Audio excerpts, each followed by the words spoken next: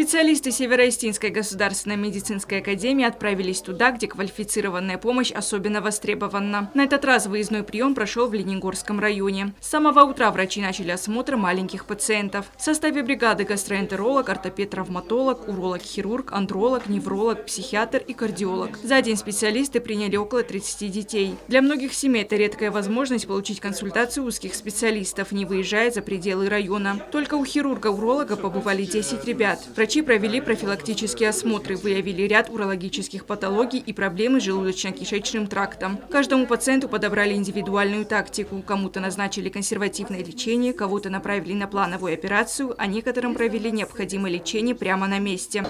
Конечно. Итак, массаж и правильно ходить. Договорились. Только смотри, стараться. Кроме тебя никто это не сделает. С жалобами на работу пищеварительной системы гастроэнтеролога обратилось 5 детей. После обследования им также были даны подробные рекомендации. Психическое здоровье – фундамент гармоничного развития ребенка. Детский психиатр помогал родителям разобраться в особенностях поведения детей и объяснял, на какие тревожные звоночки стоит обратить внимание вовремя. Около 12 человек. В Ленигорском районе заболеваемость детского населения в плане психопатологии, насколько на данный момент, как я могу судить, пока низкая. То есть грубых каких-то нарушений пока не выявлено.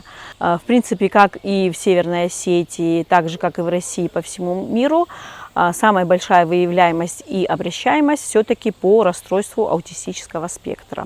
Ну и вторая, значит, по распространенности, это все-таки задержки речевого развития. В основном это та патология, с которой обращаются. Есть много здоровых детей, что очень сильно радует меня.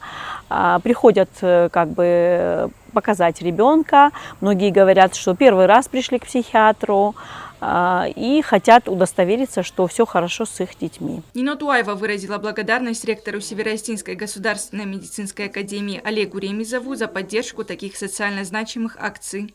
Я бы хотела большую благодарность выразить в первую очередь, конечно, нашему ректору. Ну и хочу большую благодарность выразить, конечно, вашему министерству. И хочу сказать большое спасибо за то, что очень тепло нас встретили, куда бы мы ни приехали. Люди к нам относятся очень с большим почетом. Нам очень приятно, честно говоря. Мы не ожидали, что люди нас вообще ждут в горных районах. О важности профилактики напомнила и ортопед-травматолог Мадина Бурнацева. Здоровая осанка и правильное формирование стопы – залог активного детства. Сегодня у меня было 7 пациентов.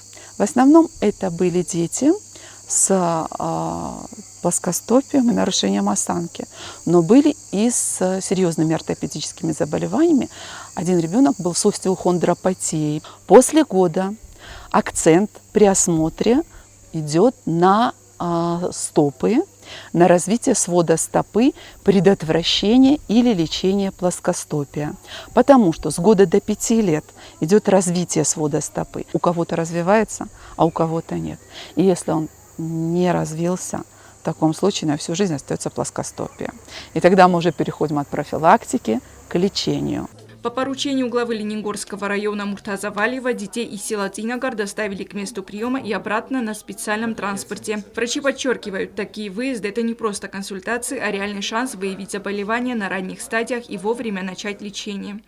Алина Альфимова, Рауль Кочиев, Фатима Кумаритова. Информационный выпуск сегодня.